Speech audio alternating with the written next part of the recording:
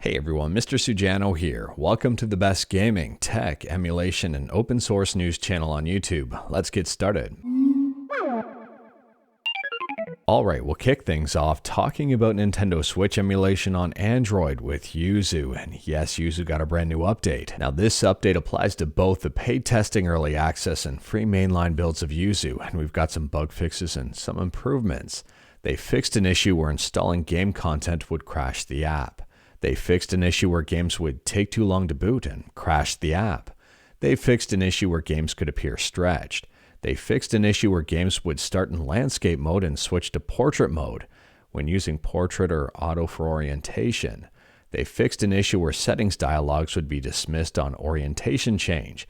And they fixed an issue where touch input would break upon changing orientation or aspect ratio while in game. I would argue a lot of people are going to like this one, especially those with gaming handhelds. They added support for game launchers like Daigisho, Dig, Reset Collection, Launchbox, and more. They added a new game's loading UI. They added searchable settings. To me, this one is extremely interesting if you've got a Samsung device. The Samsung Game Launcher with the Game Booster Plus plugin set to minimum quality can help reduce RAM consumption. An 8GB S23 was able to play Tears of the Kingdom at 0.5 times resolution. They've also got a bunch of stability improvements here, including rendering fixes for Mario and Rabbids Kingdom Battle, Bayonetta 3, Momotaro Dentetsu, Pikmin 4, and audio fixes for Xenoblade Chronicles 2, The Legend of Zelda Breath of the Wild, New Super Mario Bros. U Deluxe, and even more. Now, updates on the Google Play Store are rolling out as we speak, and if you don't see an update for your device just yet, be patient and you should see one soon. Next up, we're talking about Sega Saturn emulation and FPGA and Hyperkin, and this one is very interesting. There was a product that was unveiled at Tokyo Game Show showing Sega Saturn emulation via FPGA, and apparently it's going to be a Hyperkin platform. Unfortunately, I've got no information on the expected pricing for this stuff and what's powering it. I'm assuming it possibly has to do with the DE10 Nano, considering work is already done with FPGA cores for it. Now, it's absolutely no secret that Hyperkin has used emulators in the past on their physical systems, which leads me to believe they are using possibly a Mister in this system. I could be wrong though, but at the same time, if they are, I'm assuming pricing is going to be pretty high. These things are not cheap. Next up, we're talking about Unity, and it appears that Unity have made yet another misstep, and this one is surrounding the terms of service. So some people noticed that Unity pulled their terms of service off GitHub.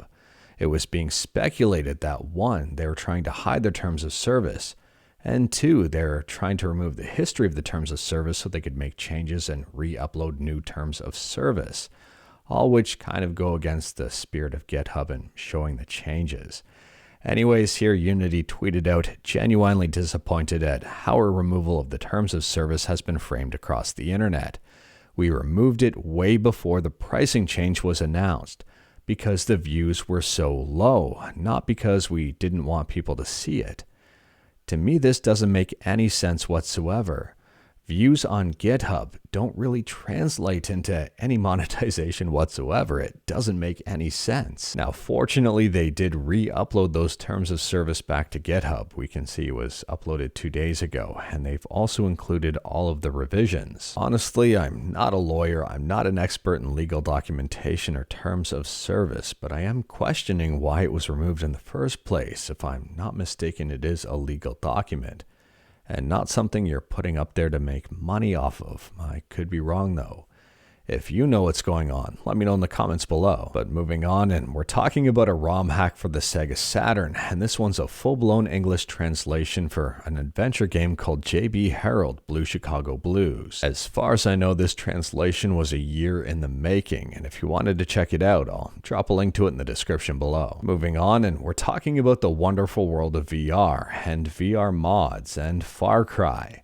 And there's a brand new Far Cry VR mod out. I'll drop a link to the YouTube video in the description below if you wanted to see it in action. So they say here they've got full motion controller support, two-handed gun handling, immersive binocular and weapon scope handling, manual ladder climbing, controller vibrations, and more. Moving on, and we're quickly talking about 3DS emulation with Panda 3DS, and Panda 3DS has just launched a brand new nifty site. If you wanted to check it out, I'll drop a link to it in the description below. It's a nice one-stop shop for everything Panda. But next up, and we're still talking about 3DS emulation, but switching quickly over to Citra. And this was a tweet from Citra today. It's a little bit cryptic, it's a little bit not. We've got an hourglass signifying to wait, just to be patient here. And this image, let me know what you think this is in the comments below. Could it possibly be iOS? Next up, we're talking about emulation front-end console launcher. And if you like testing stuff out on Android, you might be interested in this. It says here, the console launcher front-end is out on Discord. If you're interested in testing it out, it still has plenty of issues.